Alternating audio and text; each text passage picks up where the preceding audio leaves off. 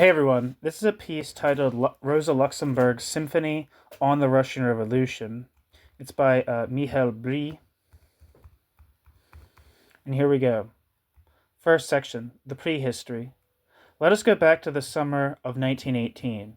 Rosa Luxemburg was moved to the prison in Wroclaw 1 year before. Luxemburg has to put up with fresh maltreatment. Luxemburg's health is ruined. One of Luxemburg's closest friends, Hans Diefenbach, falls at the front. The world is in commotion. In the East more than anywhere else, but Luxemburg remains imprisoned. In Germany, resistance against the war is growing, but there is no mass refusal to obey orders yet, and no councils and no revolution yet either. In Russia, her closest political allies, the Bolsheviks, have taken power and are struggling to impose socialism. Nevertheless, if we look at the articles written by Rosa Luxemburg at this time, the socialism Luxemburg so yearned for appears to be distorting the ideals she is committed to. She deeply fears a new disappointment. In this situation, Luxemburg does something utterly impossible. Luxemburg circumvents the logic of us or them, and so doing both appraises and criticizes the Bolsheviks. Luxemburg criticizes the Bolsheviks for not doing enough to abolish the roots of capitalism, hatred between peoples, and war, because the Bolsheviks gave land to the peasants, enabled subjugated peoples to gain independence as nations, and signed the Treaty of Brest-Litovsk with the German Kaiserreich. Thereby, writes Rosa Luxemburg, they chose paths that did not directly lead to socialism, and even took paths that could potentially discredit socialism. Harsher still is Rosa Luxemburg's criticism of the Bolsheviks' transition to dictatorship. A jotted note like a wild shoot on the side of her manuscript still resonates today. Quote, freedom only for the supporters of the government, only for the members of one party, however numerous they may be, is no freedom at all. Freedom is always and exclusively freedom for the one who thinks differently, not because of any fanatical concept of, quote, justice, but because all that is instructive, wholesome, and purifying in political freedom depends on this essential characteristic, and its effectiveness vanishes when, quote, freedom becomes a special privilege, end quote. Luxemburg. It seems Luxemburg has taken the term, quote, one who thinks differently, end quote, from a collection of essays by Russian writer Maxim Gorky that appeared in 1918 in German language, where Maxim Gorky was criticizing the Bolshevist government for prosecuting intellectual opponents. Some say one ought not reduce Rosa Luxemburg to the sentence, quote, freedom for the one who thinks differently, end quote. Reducing a thinker and a politician like Rosa Luxemburg, who has left such a large and complex compilation of texts, to a single sentence is either banal or an attempt to remove the power from this sentence as if it had been purely ornamental, as if it had escaped Rosa Luxemburg accidentally in the heat of a polemic. Notwithstanding, Rosa Luxemburg sees in the abolishment of democracy a disastrous instrument of Bolshevik policy and writes, quote, for it stops up the very living source from which alone can come the correction of all the innate shortcomings of social institutions. That source is the active, untrammeled, energetic political life of the broadest masses of the people, end quote. Rosa Luxemburg. In the discussion of this note, both, quote, friends and foes, end quote, often forget that Rosa Luxemburg did not simply criticize the Bolsheviks as undemocratic, but also as not socialist. For reasons we will describe later, in her view, the two critiques are inseparable. To her, it is unthinkable to first suspend democracy, then build the house of socialism, and at a later point give the house's inhabitants the opportunity to discuss the fundaments. In her understanding, socialism and democracy are intrinsically related. Luxemburg had followed the debates about the Russian Revolution in Germany very closely. Parenthesis, this discussion is documented in Schuttrumpf 2017, end parenthesis, and began to intervene more and more critically. The trigger for Luxemburg's manuscript, The Russian Revolution, was a footnote by Ernst Mayr after Leo Yogish's, the editor of the Spartacus Letters, was detained. In this footnote, Mayr carefully, but nonetheless clearly, distances himself from Rosa Luxemburg's criticism of the Bolsheviks. The manuscript, The Russian Revolution, from early autumn 1918 is an incomplete but nonetheless clearly structured and therefore nearly complete manuscript. The following analysis of this manuscript will not be to pick out individual arguments and contrast them with positions held by Lenin or Trotsky on the one side and Kautsky as their often quoted antipode on the other. What we aim for is a reconstruction of the context Rosa Luxemburg creates in the text. To this end, we will treat this small but very powerful work in its entirety. We will look at it as if it were a symphony, with its classical form movements, composed as much through logic as by passion. Our focus is not on the historic or current truths of Rosa Luxemburg's statements. We are more interested in the direction Luxemburg was taking, in what Rosa Luxemburg wanted to say, and not what was caused by what she said. The manuscript, The Russian Revolution, begins and ends with an appraisal of the Russian Revolution and the Bolsheviks. These are sections 1 and 2 and the final part. They can be interpreted as the first long and the very short fourth movement of her, quote, symphony. The first massive movement is like a beating drum presenting the theme, quote, the Russian Revolution is the mightiest event of the World War, end quote, Luxemburg. This theme is repeated again and again. The appraisal of the role the Bolsheviks played in the revolution leads to the main theme. The Bolsheviks, Luxemburg states, were the ones who understood that in Russia as much as in Europe, socialism, the dictatorship of the proletariat, was the order of the day. With their demand of all power to the Soviets, they had given the, quote, watchwords for driving the revolution ahead, end quote, and drawn, quote, all the necessary conclusions, end quote, Luxemburg. The Bolsheviks had shown the truth of the motto, quote, not through a majority, but through revolutionary tactics to a majority. That's the way the road runs, end quote. Luxemburg. As Luxemburg writes, the Bolsheviks had thereby, quote, won for themselves the imperishable historic distinction of having for the first time proclaimed the final aim of socialism as the direct program of practical politics, end quote. Luxemburg.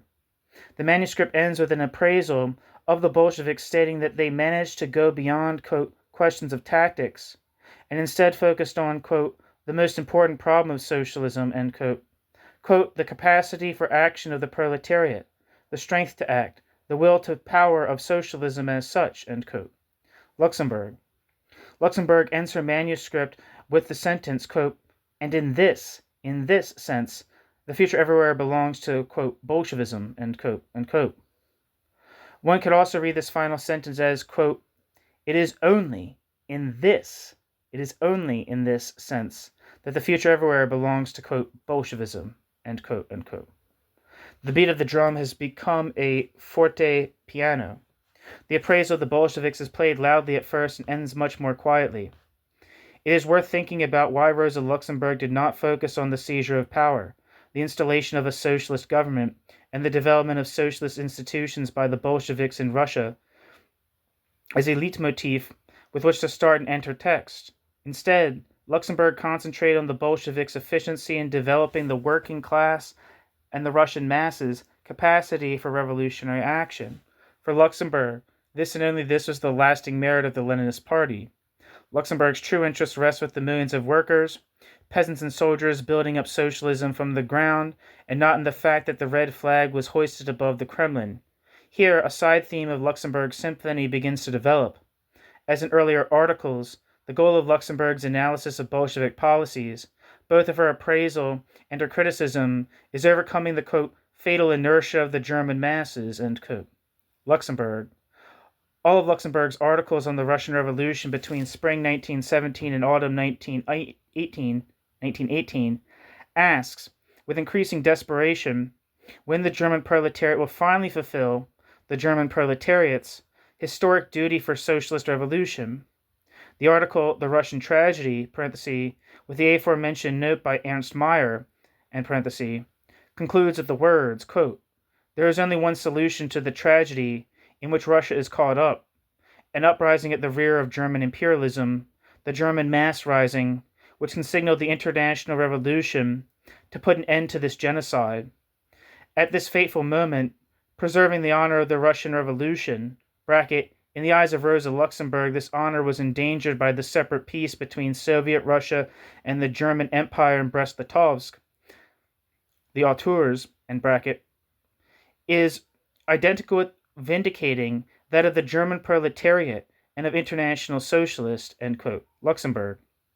Instead of the Russian Bolsheviks, Luxemburg's manuscript is aimed at the, quote, inertia of German workers. Luxemburg's criticism of the Bolsheviks has the purpose to lead German workers to achieve what Luxemburg sees as the true accomplishment of the Bolsheviks in Russia, mass revolutionary socialist action.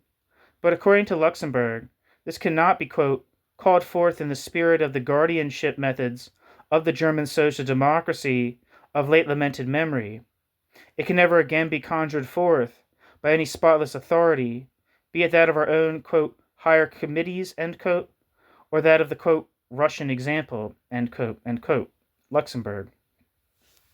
Luxemburg is convinced that, quote, not by the creation of a revolutionary hurrah spirit, but quite the contrary, only by an insight into all the fearful seriousness, all the complexity of the tasks involved, only as a result of political maturity and independence of spirit, only as a result of a capacity for critical judgment on the part of the masses, whose capacity was systematically suppressed by the social democracy for decades under various pretexts.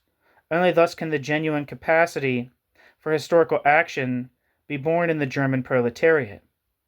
To concern oneself with a critical analysis of the Russian Revolution in all the Russian Revolution's historical connections is the best training for the German and the international working class for the tasks which confront them as an outgrowth of the present situation, end quote. Luxemburg. In summary, whereas Luxemburg's manuscript, The Russian Revolution, chiefly appraises the Bolshevik success in finding the right slogans to move and provide the masses with a focus towards revolutionary action, Luxemburg also follows a second goal, namely to criticize Bolshevik policies precisely there where they stand against her understanding of socialism as a creation by the workers themselves. Both high esteem and harsh criticism of the historic accomplishment of the Bolsheviks are measured by the same standard. For Rosa Luxemburg, socialism always essentially depends on one thing, quote, the whole mass of the people must take part in it, end quote. Luxemburg. This is the leitmotif of Luxemburg's great symphony on the Russian Revolution. While the first long part of Luxemburg's manuscript appraises the Bolsheviks, sections 3 and 4 concentrate on criticism. Luxemburg focuses her criticism of the Bolsheviks on three central aspects. First, agrarian reform. Second, the proclamation of the right of nations to self-determination and the separate peace with Germany. And third, the, quote, suppression of democracy, end quote. Luxemburg. The first 2 points are discussed in section 3, and the third point in section 4. Both are nearly equally long. These are the movements 2 and 3 of Luxemburg's Symphony, The Russian Revolution. New section. Luxemburg's criticism of the Bolsheviks. Too little socialism, too little democracy. Luxemburg's critique of the Bolshevik policies is well known. We will restrict ourselves to pointing to one unusual aspect of this criticism. As it were, both critical sections of Luxemburg's manuscript seem to oppose each other in an unbridgeable logical contradiction. First, the Bolsheviks are criticized for their policies on easing tensions between the government and possible opponents. Luxemburg develops proposals that, one must assume, would have increased resistance to the Bolsheviks. But afterwards, she recommends the Bolsheviks implement radical political democratization. Let us look at this contradiction more closely. In section 3 of the manuscript, the Bolsheviks are criticized for their agrarian reform and policies with regard to the, quote, national question.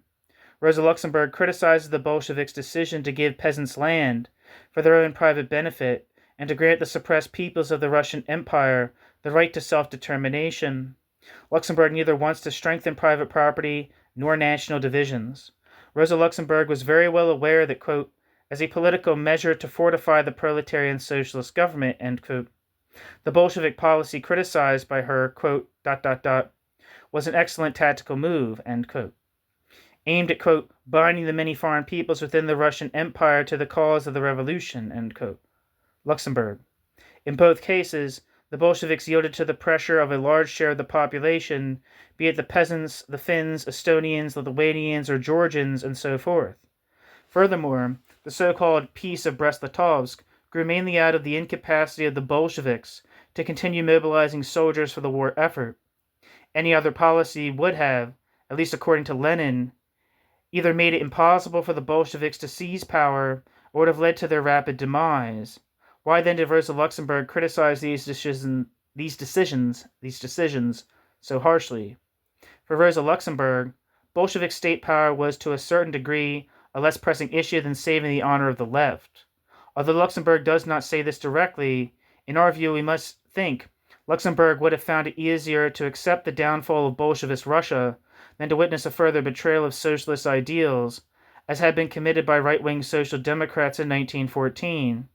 This is especially true with regard to the prospects for socialist revolution in Germany and Western Europe, Luxemburg regarded as decisive. Faced with the possibility that the Bolshevist government, which found itself in a hopeless situation in autumn 1918, might consider alliance with the German Empire to secure its power, she wrote, quote, Russia was the one last corner where revolutionary socialism, purity of principle and ideals, still held away. I think it still held sway. I'm going to repeat that sentence. Faced with the possibility that the Bolshevist government, which found itself in a hopeless situation in autumn 1918, might consider an alliance with the German Empire to secure its power, Luxemburg wrote, quote, Russia was the one last corner where revolutionary socialism, purity of principle and ideals, still held sway.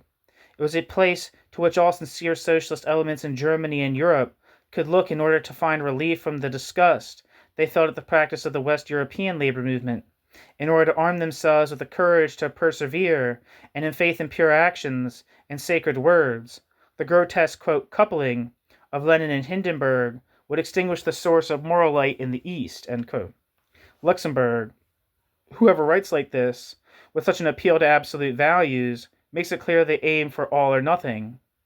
Although Rosa Luxemburg is aware of the political reasons behind Lenin's policies, Luxemburg nonetheless recommended the Bolsheviks follow a strategy that would have placed them even more strongly in opposition to the population, in particular to peasants, soldiers, and the periphery of the former Russian Tsardom.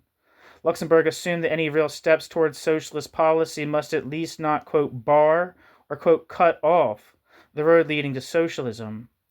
Evidently, Luxemburg envisages this socialism in the context of the predominance of social property and international solidarity of peoples within a unified Soviet state. Rosa Luxemburg could not accept the strengthening of peasant private property and the bolstering of the self-determination of peoples that had already been part of the economic areas dominated by Russia. Luxemburg viewed the small property owners in the new small, quote, nation states, end quote, as natural partners of imperialism and counter-revolution. In the second movement of her symphony, to stick to this metaphor, Rosa Luxemburg recommends the Bolsheviks adopt a communist policy of centralization and concentration of economic and political power, grounded in robust socialist principles, and in direct opposition to what she calls the, quote, spontaneous peasant movement, end quote, and the, quote, bourgeois and petty bourgeois classes, end quote. Luxemburg, of the suppressed nations. Luxemburg sees the reasons behind the Bolshevik policies that in her view contradict socialist principles, and assumes that, quote, unfortunately the calculation was entirely wrong, end quote. Historically, this turned out to be a misjudgment, even though in early autumn 1918, many facts seemed to indicate that Lenin's government would fall.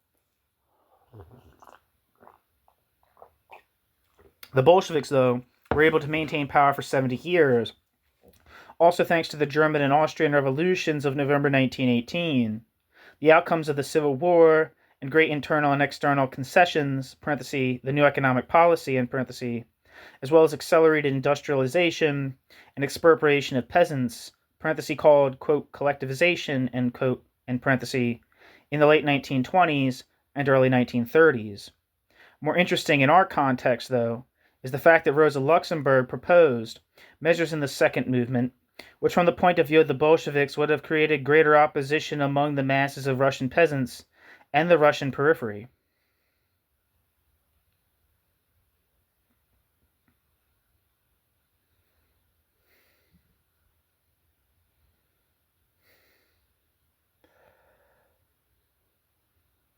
Yet in the third movement, she strongly refutes precisely the measures taken by the Bolsheviks to stabilize their power in the face of already existing opposition, dictatorship, and terror. It seems Rosa Luxemburg believed that it was possible to simultaneously implement a policy of the immediate socialization of the means of production, in the city and partly in the countryside, as well as a policy of all-encompassing democratization, socialist democracy, and the establishment of democratic socialism should go hand in hand. Rosa Luxemburg saw the separation of interests in any area of the economy as strengthening private property. Equally, Luxemburg believed that allowing entire peoples to leave the imperial constructs into which they had been economically integrated constituted a division of the working class. Luxemburg was also against any alliance of the internal or foreign bourgeoisie. But at the same time, Luxemburg demanded freedom of speech and assembly, and elections that were open to the participation of the government's opponents and their foreign, quote, advisories. Rigorously and fundamentally, Luxemburg therefore emphasized, quote, without general elections, without unrestricted freedom of press and assembly, without a free struggle of opinion, life dies out in every public institution, end quote, and that it led to, quote, the dictatorship of a handful of politicians, end quote. Luxemburg. This dictatorship she then characterizes as, quote, bourgeois, precisely because it is a, quote, dictatorship of a handful of persons, end quote. She justifies this again by solving the antagonism between dictatorship and democracy in her own way, quote, the proletariat, when the proletariat seizes power, can never follow the good advice of Kautsky, given on the pretext of the, quote, unripeness of the country, end quote. The advice being to renounce the socialist revolution and to devote itself to democracy. It cannot follow this advice without betraying thereby itself, the International, and the revolution. It should and must at once undertake socialist measures in the most energetic, unyielding, and unhesitant fashion. In other words, exercise a dictatorship, but a dictatorship of the class. A dictatorship of the class, not of a party or of a clique. Dictatorship of the class, that means in the broadest public form, on the basis of the most active, unlimited participation of the mass of the people, of unlimited democracy, end quote. Luxemburg. Rosa Luxemburg saw the reason behind the failure of the Bolsheviks to gain broad support, and this in spite of the numerous concessions they made, alone in the fundamental opposition to socialism of the bourgeoisie, petty bourgeoisie, and peasants. Luxemburg argues that the departure from socialist principles costs the Bolsheviks the support of the masses, of workers, and strengthened counter-revolutionary forces. Luxemburg writes, quote, instead of warning the proletariat in the border countries against all forms of separatism as mere bourgeois traps, they did nothing but confuse the masses in all the border countries by their slogan and deliver them up to the demagoguery of the bourgeois classes. By this nationalistic demand, they brought on the disintegration of Russia itself, pressed into the enemy's hand the knife which it was to thrust into the heart of the Russian Revolution, end quote. Luxemburg. New section. The anticipated harmony of opposites, necessity and freedom. But how can this work? The use of the, quote, iron hand, of, quote, proletarian dictatorship, end quote, to suppress all interests not immediately in line with socialism understood like common ownership of the means of production and, quote, freedom of the press, quote, the right to association and assembly, end quote, Luxemburg, implementing measures in a, quote, unyielding and unhesitant fashion, end quote, while allowing, quote, unlimited democracy, end quote. Rosa Luxemburg, it appears, wants something that is impossible, and Luxemburg even wants it democratically. Sections 3 and 4, or the second and third movement of her, quote, Symphony, stand in clear opposition to each other. Luxemburg demands both at the same time, the suppression of all social and nation-state plurality, and the highest appraisal of political freedom, the struggle with an iron hand against all private possession of land, and against splitting Russia, and the greatest possible promotion of political freedom and democracy as the, quote, living sources of all spiritual riches and progress, end quote. Luxemburg. Historically, at least, these oppositions fell apart. Whereas bourgeois capitalist society and political democracy proved to be at least temporarily compatible, This was not the case for the type of socialism characterized by a centrally planned nationalized economy. Rosa Luxemburg overcame these contradictions in the end. She united them and created a vision of true harmony of the two opposed movements. The two opposed movements. This unity was only possible because Luxemburg was convinced that through their everyday practices, workers and the masses would change, quote, the thousands of complicated difficulties, end quote, that develop while constructing socialism into, quote, unobstructed, effervescing life, end quote. Luxemburg. Quote, social instincts in place of egotistical instincts, mass initiative in place of inertia, idealism which conquers all suffering, etc., end quote. Luxemburg would develop. Luxemburg believed that these instincts and initiatives as well as idealism would take society in exactly the direction of the form of socialism Luxemburg proposed once the basic institutions of common ownership were put in place.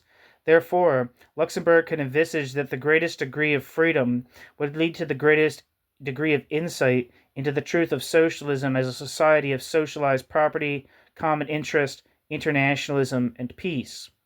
But Rosa Luxemburg also seems to have believed that the opposite, too, is true.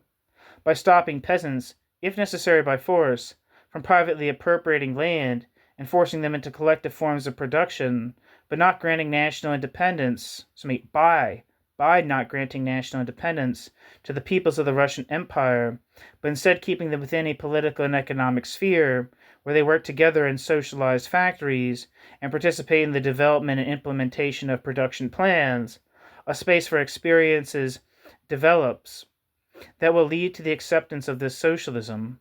According to Luxemburg, this would lead to support for socialism and its enthusiastic defense.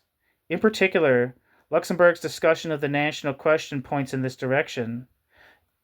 Driven by bourgeois nationalists, Luxemburg believes the separation into different peoples develops into hatred.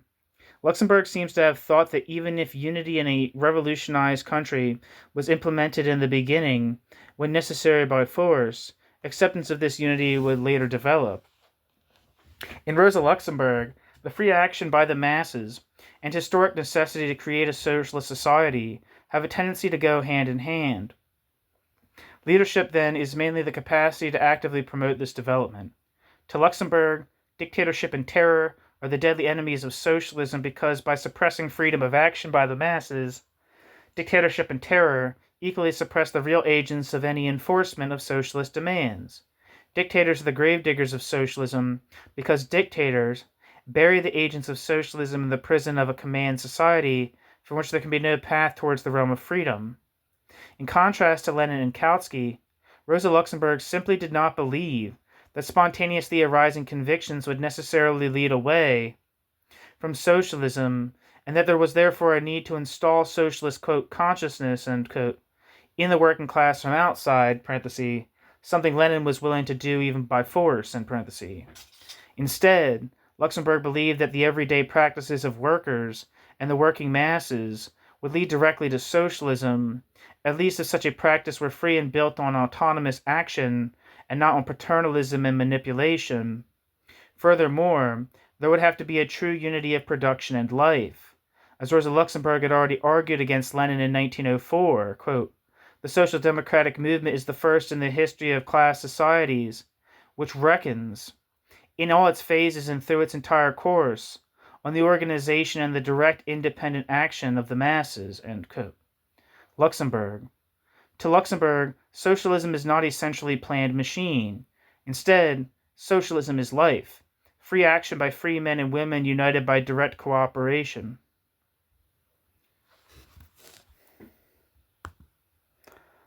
Footnote, according to Irving Fetcher, this understanding of socialism also meant for Luxemburg that, quote, the rights of political freedom, which are announced by the bourgeoisie, but often withdrawn, again or restricted in practice, will by no means lose their significance in socialism. It is much rather the case that they will become decisively important for the first time, end quote. Fetcher, 1974. End footnote.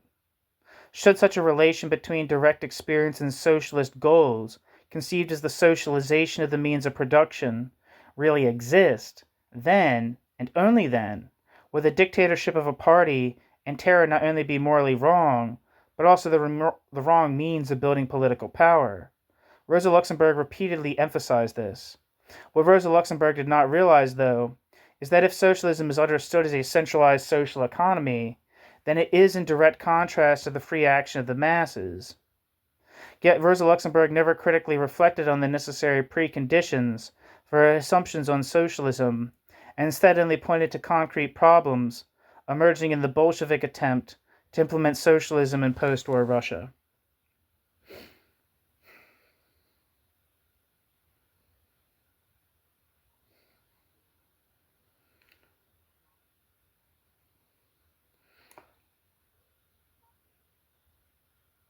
And there's a bibliography here. I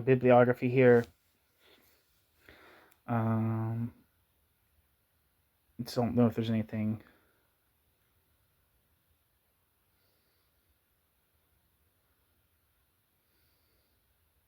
No, there's something important to read here. All right, thanks for listening.